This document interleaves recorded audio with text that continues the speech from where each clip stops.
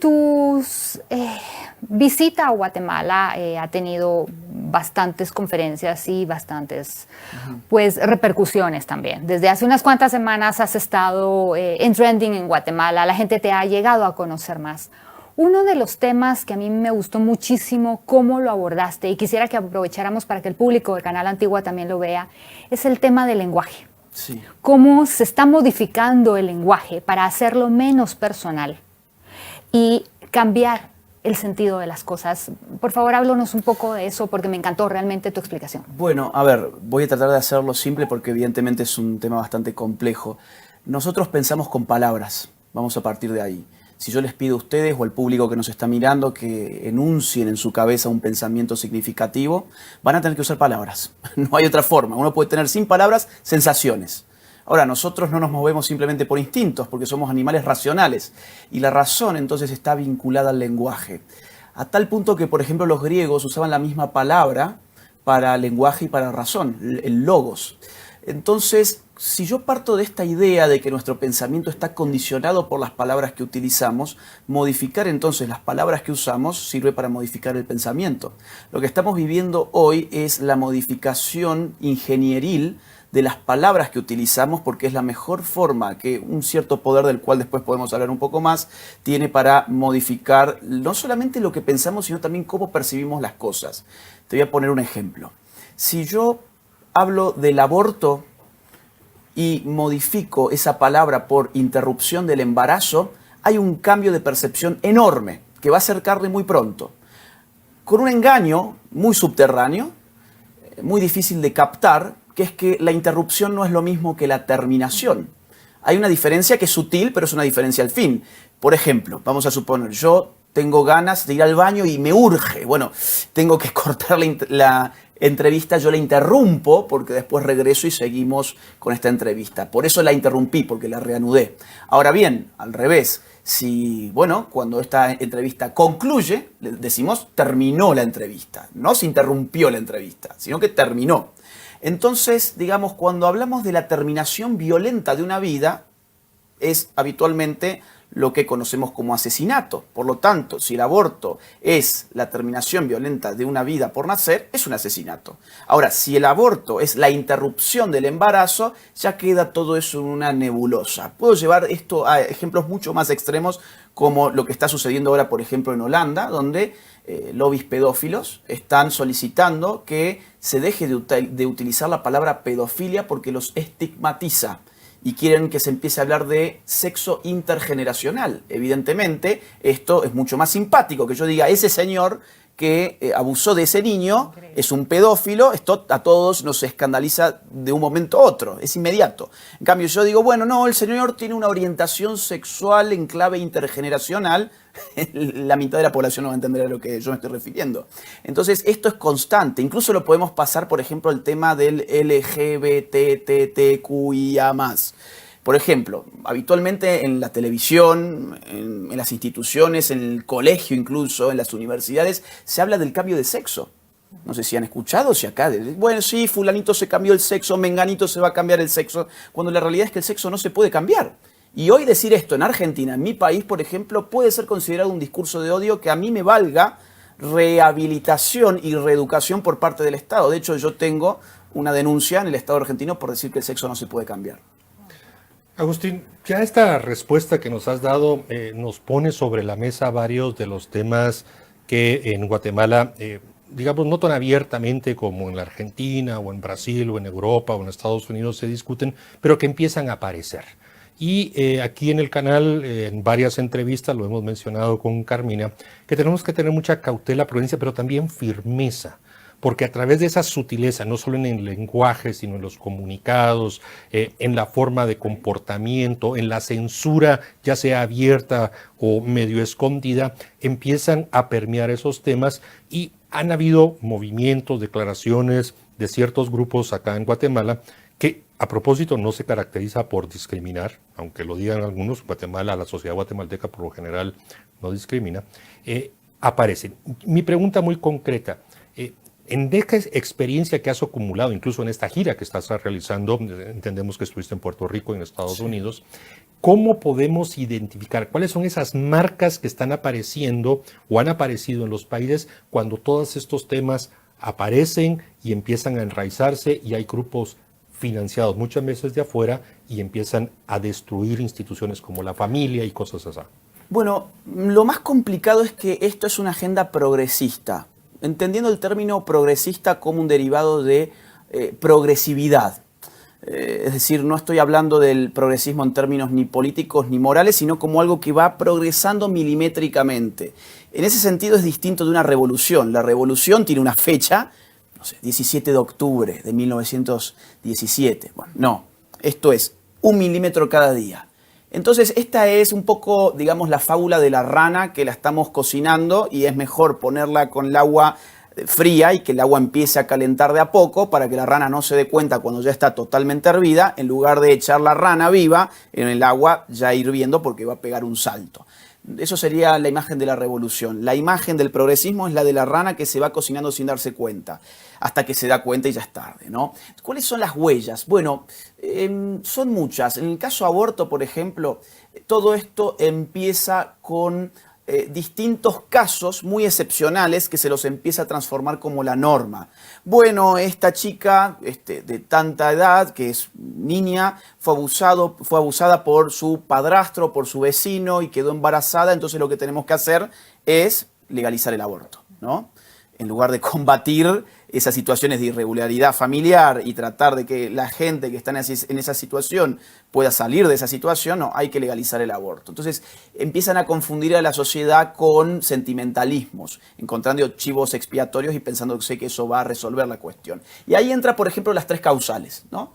Violación, luego está el peligro de la vida de la madre y a veces viene también la tercera causal, que es la de la inviabilidad del feto. Bien, la sociedad, ok, está bien, nos conmovemos con el caso, lo aceptamos. Entraron las 3 causales. Después de las 3 causales viene un segundo paso, que es el de llevar adelante una legalización encubierta en base a esas 3 causales. ¿Cómo lo hacen? Bueno, la violación, por ejemplo, le quitan la obligación al Poder Judicial de intervenir. Entonces, simplemente con la declaración jurada de una mujer que dice que ha sido violada y que su embarazo es producto de una violación, venga que le vamos a hacer un aborto. Eso es como se ha dado, por ejemplo, en Argentina. Y la causal del peligro de vida lo cambian por la causal del riesgo a la salud integral. Ocurre que el concepto de salud integral está definido por la OMS, nuestro actual Ministerio Global de Salud. Y la OMS define este término como la armonía entre la salud física, mental y social. Es decir, para la OMS todos nosotros estamos enfermos, porque yo no conozco ninguna persona que tenga perfecta salud física, mental y social. Yo me peleé hoy, no sé, con mi papá, entonces estoy enfermo. Bueno, para la OMS probablemente sí. Entonces, ¿qué pasa con esto? Bueno, que la mujer, por ejemplo, en una etapa X de su embarazo, puede ir a un médico y decirle, oiga, ¿sabe qué? Mire, yo este embarazo me está dando mucho estrés, estoy con ansiedad, estoy con depresión, entonces mi salud integral está en riesgo. Venga que le haga un aborto. Esto está contemplado por las causales. O puede ser que la mujer diga, mire, desde que me quedé embarazada, me peleé con mi pareja, me peleé con mi familia o perdí mi trabajo. Mi salud social está en riesgo. Bueno, venga que le haga un aborto. Después de eso viene la legalización del aborto. Generalmente son 12 o 14 semanas y después esa legalización cuando pasa empieza a extenderse y el punto final es lo que se llama aborto por nacimiento parcial, que ya está en algunos lugares, incluso de Estados Unidos, que básicamente es, tenés al niño ya saliendo del útero materno y lo asesinás con un químico, digamos, mortal, ¿no? Alguien se tendría que preguntar por qué una mujer quisiera estar pariendo y que le maten ahí a su hijo. No sé, quizás que los órganos valgan en el mercado, quizás se pueda hacer algo con todo eso, no lo sé, pero esto ya está funcionando de esa manera en algunos lugares del mundo. Y con el LGBT, perdón, porque solamente hablé de aborto, pero con el LGBT también viene toda esta expansión donde empieza a reclamarse algo que a mí me parece justo, que es la igualdad ante la ley. Luego viene la cuestión de, no, bueno, pero ¿saben qué? Tenemos también derecho a, por ejemplo, la identidad de género. ¿Y ese derecho qué implica? Bueno, que vos me trates como yo me autopercibo. Y si yo pongo la verdad por encima de tu autopercepción, supongamos que vos me decís que vos sos Susanita. Bueno, vos tenés todo el derecho a autopercibir. Y yo, a ver, cuando vos me decías la discriminación, yo no quiero que esto suene discriminatorio, pero yo creo que toda persona tiene el derecho a autopercibirse como quiera, pero yo tengo el derecho a percibir como mi propia conciencia percibe la realidad. Y yo no tengo, digamos, ninguna obligación a mentir. Entonces, lo que está empezando a pasar es que ese derecho a la identidad de género se convierte en una política autoritaria sobre la conciencia de los demás, y eso empieza a expandirse, llega al tema de no, yo para realizar mi identidad de género necesito que el Estado me pague mis hormonas. Bueno, ahí estamos los ciudadanos pagando más impuestos para las hormonas. Yo necesito que además el Estado me brinde una cirugía estética porque, bueno, yo me autopercibo como una mujer, pero no me estoy viendo como una mujer. Bueno, allí vamos, que son cirugías carísimas, y eso ya no son derechos, son privilegios. Agustín, con relación a este tema que hablabas, yo escuché que muchos de... tú dijiste en algún momento que bueno, que las personas no quieren que, la clase rica, la clase alta, media alta, son los que están apoyando el aborto, sí, y no necesariamente los pobres. Las personas que están del otro lado de la balanza lo que te dicen es, no, al contrario, los ricos no quieren abortos porque necesitan más trabajadores. Por favor, responde a esto. Bueno, a ver, lo vamos a ver incluso históricamente. Es decir, el aborto ha sido una política de países ricos contra países pobres. Esto no es algo que yo me lo invente. Revisemos la historia del aborto en el siglo XX.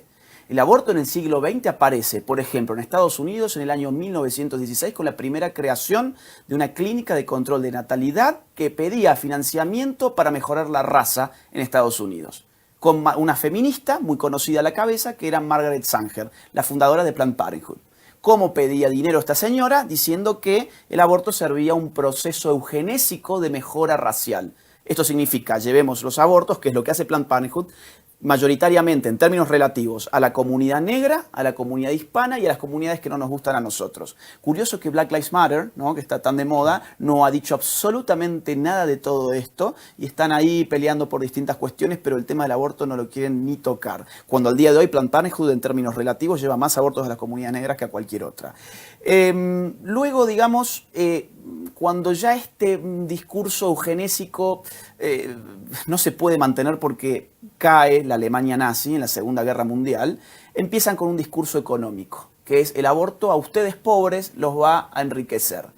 Te lo digo con una frase textual de Lyndon Johnson en el año 1965, en el 20º aniversario de la ONU, que dijo lo siguiente: actuemos sobre la base de que $5 invertidos en control poblacional equivalen a más de $100 invertidos en desarrollo económico. ¿Qué estaba diciéndole a la ONU? Oigan, para sacar a los pobres de la pobreza no hay que ayudarlos económicamente, sino que hay que hacer que maten a sus hijos antes de que nazcan. Hay que controlar la fertilidad de los pueblos pobres. Entonces, a mí, digamos, eso mirándolo muy en clave histórica, yo veo que esto es una política de países ricos sobre países pobres, porque los países pobres se reproducen más que los países ricos. No por eso son pobres, ahí viene el engaño. Ellos dicen, como ustedes se reproducen más, ustedes son pobres y nosotros que nos reproducimos menos, somos ricos porque tenemos menos hijos. Eso es una falacia total, que ya se ha demostrado enteramente falsa. Lo que pasa es que a más cantidad de gente en los países pobres, para los países ricos supone un mayor uso de los recursos naturales por parte de estos países, más inestabilidad política probablemente para el control que ellos tienen, más polución, más presiones migratorias. Desde que Biden subió el primer día a la presidencia, volvió a enviar fondos federales para abortos en México, por ejemplo, ¿no? Entonces esto siempre ha sido el dominio del rico sobre el pobre. Y esto no lo estoy planteando en términos de lucha de clases, sino que es una verdad histórica. Y actualmente, en términos sociológicos, los sectores más altos son los que se inclinan a aceptar estas políticas progresistas, no solo el aborto, sino también el feminismo, el LGBT y demás. ¿Ustedes se piensan que las mujeres pobres lo que quieren es que el Estado les brinde la posibilidad de matar a sus hijos? Las mujeres pobres lo que quieren es que el Estado las ayude con condiciones dignas a poder salir de la pobreza. Eso es lo que buscan. Y las mujeres pobres tienen tan poco que el valor que le dan a sus hijos es muy significativo como para pensar que es un parásito que le va a destruir su genial futuro, ¿no? Entonces, generalmente los ricos hablan en el nombre de los pobres y eso después se termina viendo en las encuestas públicas. En Argentina, con las encuestas públicas, supimos que el 75% de los sectores más pobres estaba en contra del aborto, pero también supimos que el 75% de los sectores más altos estaban a favor del aborto. Es sin duda un tema altamente controversial, pero escuchándote uno empieza a identificar, como te decía, esas huellas y todo eso, y vemos que a partir de muchas de esas reivindicaciones que las llaman y todo, buscan de que el Estado, un Estado totalitario, se empiece a meter en tu casa, en tu familia, en tu cama, en tu cocina, y eso empieza a reprimir tus derechos individuales, siendo totalmente contrarios a visiones políticas republicanas como acá las defendemos. Explícanos esos grandes riesgos y qué cosas se están dando ya cuando entonces el omnipresente Estado se mete hasta la más íntimo de la intimidad de tu vida. Mira, perdón que siempre trate de buscar alguna referencia, pero No, es para que no pueda pensar cierta gente que está del otro lado de que yo estoy sacando esto de la galera, ¿no? No. A ver, el feminismo radical de los 70 planteó una frase que rápidamente se volvió un eslogan. Puntualmente lo hizo una filósofa llamada Kate Millett en un libro de 1970 titulado Política Sexual, que está entre los 10 libros más importantes del feminismo del siglo XX. Esa frase era "lo personal es político". Hoy esa frase es uno de los principales eslogans de las políticas de género. Ahora, esto puede decir poco y nada, pero por eso lo quiero explicar. Lo personal es político. ¿Qué significa? ¿Significa que me voy a liberar porque politizo mi intimidad? ¿Significa que voy a encontrar más libertad porque le pido al Estado que ayude a mi personalidad? Evidentemente no. ¿Por qué motivo? Porque aniquilo de esa manera la dimensión privada de mi vida, la dimensión íntima y personal de mi existencia. Evidentemente mi existencia tiene una dimensión pública, una dimensión política, hay cosas de mi vida que son reguladas por el Estado políticamente a través de su sistema legislativo, etcétera, etcétera, pero cuando yo digo que lo personal es político, y atiendo a la realidad de que el órgano político, por definición de una sociedad moderna, es el Estado, lo que estoy diciendo es que mi persona le pertenece al Estado. Y esa es la definición de totalitarismo. Elucubrar y estar allí lanzando estos eslogans tan alegremente de que lo personal es político, como hacen los grupos feministas y LGBT, es algo muy peligroso, es abrirle la puerta al totalitarismo. Pero para que esto no quede en un terreno meramente conceptual y especulativo, pasemos esto a un caso concreto. Por ejemplo, escoger para mi familia, para mis hijos, los valores en los cuales yo quiero que ellos se eduquen, porque son los valores de su familia. Eso es una decisión personal. Ahora, si yo hago que lo personal sea político, lo que estoy diciéndole al Estado, no, esta en verdad no es mi decisión, es su decisión. Entonces, agarre a mi hijo y usted haga con su cabeza lo que usted quiera. Agustín, hablando de hacer con la cabeza lo que quiera, tú has tratado un tema, yo vi un video tuyo hablas del tema cultural, los conservadores y la izquierda. Cómo la izquierda se está apoderando de toda esta cultura. Mientras que los conservadores, por ejemplo, aquí en Guatemala hay un ejemplo muy claro. Tú vas a la Feria del Libro y la mayoría de editoriales son la izquierda, la mayoría de autores que publican son la izquierda, los pintores, la mayoría son de izquierda, etc. Ellos están tomando la cultura, y no solo tomándola, la están cambiando, porque están cambiando la historia también a través del tema cultural. Mira, otra vez vuelvo a un punto histórico que me parece clave. 1950. Entre 1950 y 1973, los países más capitalistas del mundo, los de la OCDE, crecieron a un ritmo por ciento anual del 5%. Es decir, crecieron a lo que hoy llamamos tasas chinas. Ubiquémonos temporalmente. Guerra Fría, entre 1950 y 1973, 23 años de crecimiento ininterrumpido. ¿Se imaginan ustedes peor fracaso para las teorías de Carlos Marx, que pensaba que los obreros se iban a levantar contra el capitalismo, porque cuanto más capitalismo ellos iban a estar más explotados y iba a llegar un momento en que eso iba a ser insoportable y las condiciones objetivas se iban a dar para la revolución? Pues la revolución nunca llegó a los países más capitalistas, ni a Estados Unidos, ni a Inglaterra, ni a Francia, llegó a países feudales. Cuba, Rusia, China, Vietnam, Corea. Entonces, ¿qué hace la izquierda en ese momento? la izquierda da un giro, dice, no, ¿sabes qué? Ya no puedo seguir yendo a las fábricas a querer levantar a los obreros, porque los obreros están más preocupados por ver el partido de fútbol del fin de semana y por salir a pasear con su familia en su automóvil nuevo que se lo compraron gracias a su trabajo hace un par de semanas nada más, ¿no? Entonces, ¿qué hago? Bueno, empiezo a trazar otros antagonismos sociales, el de ricos, pobres, clases sociales, obreros versus capitalistas, y está difícil. No en vano en ese momento aparece el hipismo en Estados Unidos, por ejemplo, ¿no? Y aparece el feminismo muy fuertemente. Entonces vamos a trazar distintos conflictos. Conflictuemos a los sexos, hombre-mujer. Bueno, ahí entonces yo puedo elaborar toda una teoría, el patriarcado, pongo al hombre en el lugar del explotador o del opresor, a la mujer en el lugar de la víctima eterna. Otra frontera más puedo trazar entre homosexuales y heterosexuales, y me creo el cuento de la heteronormatividad y digo que en verdad hay un sistema que nos obliga a ser heterosexuales para oprimir a los homosexuales. Puedo ir al tema racial, puedo ir al tema étnico, puedo ir al tema ambiental, puedo ir al tema que a mí se me antoje y empezar a generar cortes culturales. Ahora, para generar cortes culturales yo necesito dominar las instituciones culturales. ¿Cuáles son las instituciones culturales? Yo te diría, en términos ideales, la universidad es la fábrica de la cultura moderna, y los medios masivos de comunicación son los órganos de difusión de lo que se produce como sentido común en las universidades.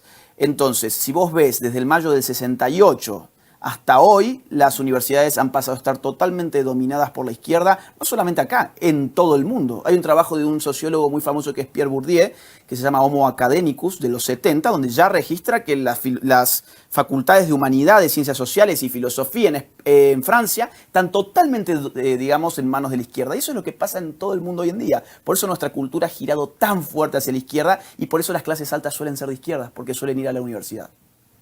Agustín, tu visita coincide con la antesala de la Cuaresma aquí en Guatemala. Es una época muy particular para los guatemaltecos y muchas veces hay esa percepción de que, bueno, hay que solo hay que resguardar las tradiciones, solo hay que participar en esto, y ciertos temas como los que hemos tratado hoy se quedan en la intimidad de la casa, se quedan en el templo, en la iglesia, en el rezo, en algo que no, estos son temas que acá los vamos a tratar, mientras que los otros son minorías muy vociferantes, manifiestan, gritan, tienen medios, tienen redes.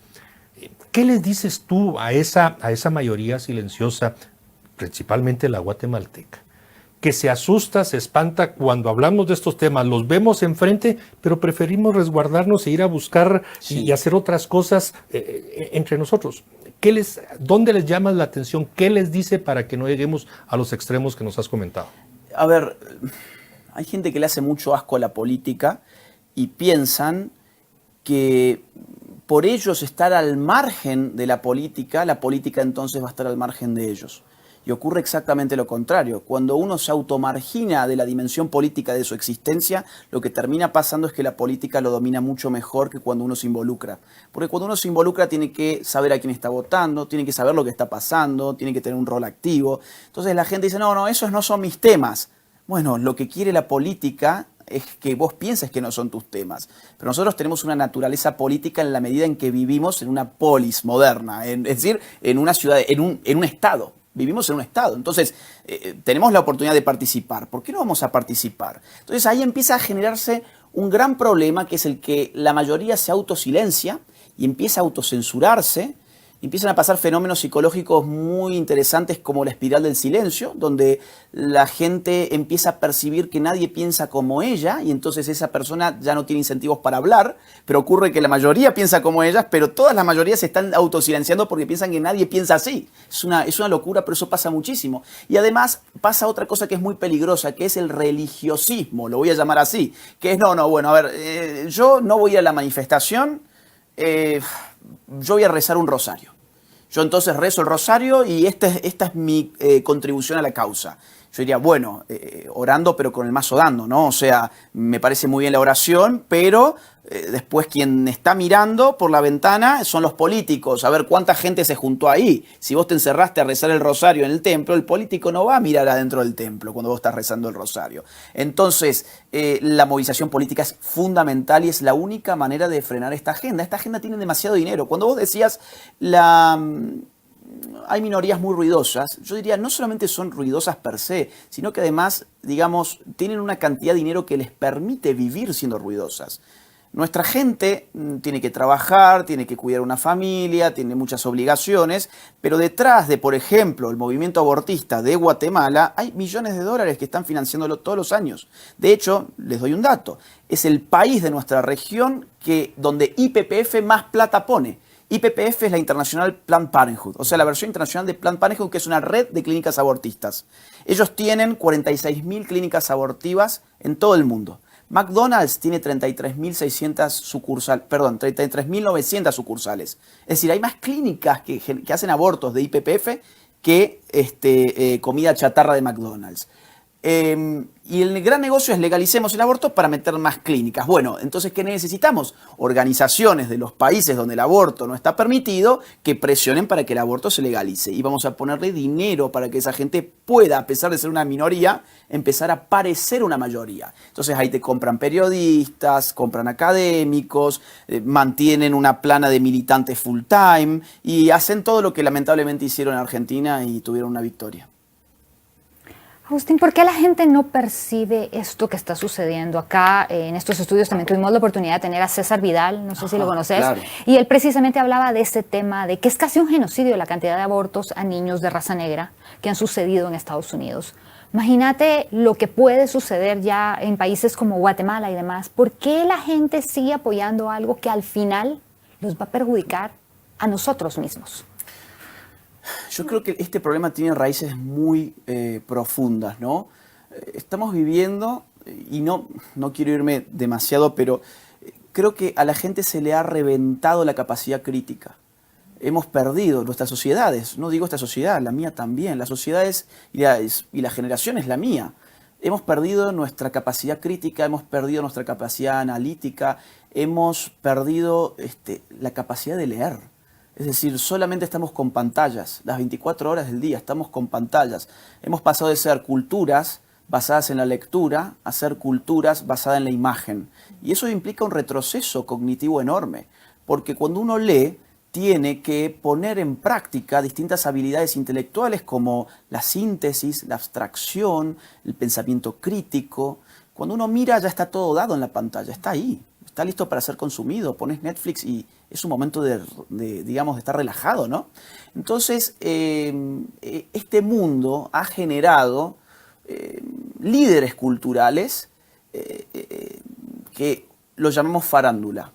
Y la farándula estupidiza a la gente, idiotiza a la gente, pero mueven masas y son capaces de cambiar la cabeza de niños, jóvenes, adolescentes con un tuit, con una foto de Instagram. Te cuento una foto que ya tiene como un año de Miley Cyrus, financiada por Planned Parenthood, donde ella sale lamiendo un pastel y ese pastel dice: el aborto es cuidado de salud.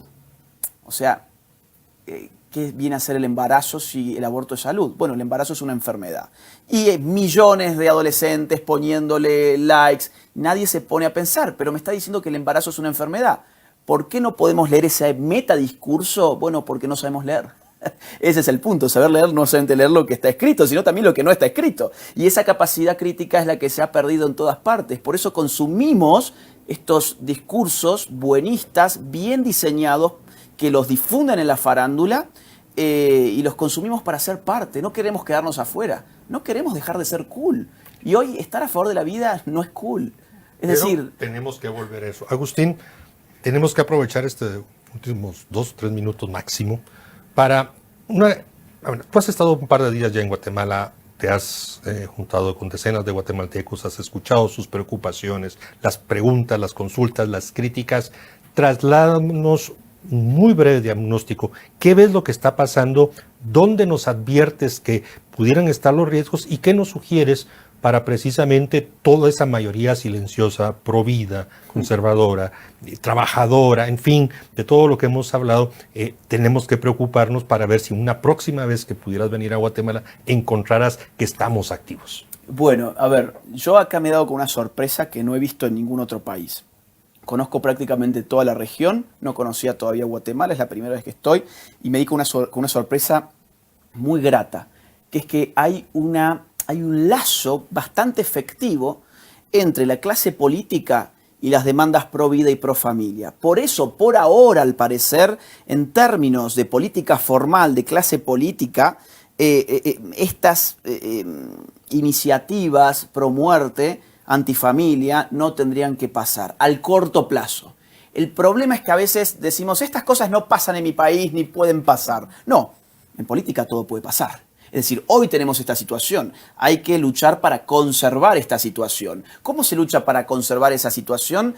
Dando apoyo masivo, inteligible, o sea, que sea perceptible por los políticos, cuando los políticos hacen las cosas que el pueblo quiere. La democracia no es el gobierno del político, es el gobierno del pueblo a través de sus representantes. Y el representante está allí para representar una voluntad popular. Ahora, cuando la voluntad popular no aplaude al político que le está representando, entonces el político empieza a confundir su información porque no sabe dónde está la opinión pública y empieza a leer, bueno, vamos a ver el diario, me voy a informar en el diario de la opinión pública. No, nuestra gente no tiene generalmente medios de comunicación que los apoyen. Entonces nosotros tendremos que salir periódicamente a las calles a demostrar que nuestros pueblos son pueblos pro vida y que no vamos a permitir estos avances de una ideología totalitaria. Si me das 30 segundos, porque vuelvo al inicio como para cerrar de la entrevista, ¿sabes qué me van a decir? Yo te lo adelanto.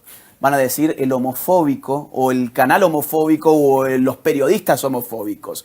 Entonces quisiera decir que esa es otra gran manipulación del lenguaje, porque no existe la fobia al homosexual. La homofobia no existe como tal en ningún manual de psiquiatría. Y ocurre que el término fobia, el sufijo fóbico, remite a una condición psiquiátrica. Aquellos que acusan a los disidentes de la ideología de género de homofóbicos, lo que están haciendo es psiquiatrizarnos, medicalizarnos, diciéndonos de forma implícita, lo tuyo no es una opinión política, vos sos un enfermo mental. Vos no tenés derecho a decir nada de lo que estás diciendo porque sos un enfermo mental. Por eso sos un homofóbico. No, yo en todo caso seré anti-ideología de género, pero que los reyes de la tolerancia, la pluralidad y la diversidad tengan un poquito de tolerancia y no medicalicen a los opositores de sus ideas, porque no hay nada más intolerable que la intolerancia de quienes se dicen tolerantes. Bien, Agustín, realmente agradecemos tu presencia. Carmina, cierra la entrevista. Pues nada, solo definitivamente agradecerte, Agustín, agradecerle a nuestros televidentes y creo que es verdad. No solo en Guatemala se les llama homofóbicos, se les dice corruptos, que es un término muy mal empleado. Cualquiera, y te lo dejo para que veas, porque aquí cualquiera que se opone es corrupto. Es del pacto corruptos, así que aquí vas a salir hasta tachado de corrupción. También homofóbico corrupto. Sí, para eso, pero bueno. De hecho, han dicho que acá me pagaba el Estado para venir. También aprovecho este espacio para decirle a un diputado que dijo eso, que no sea mentiroso. La mentira es una forma de corrupción también, así que cuidado. En todo caso, los corruptos serán los que dicen barbaridades como que a mí me pagó el sector público. No, a mí, digamos, me ha traído el sector privado. Gracias por la entrevista. Te agradecemos mucho. Te reiteramos la invitación a regresar pronto a Guatemala para seguir trabajando estos temas. Creo que tu voz es fuerte, es decisiva, tienes argumentos que a todos nos pueden ayudar. Gracias, Agustín. A ustedes, gracias. Gracias, Agustín.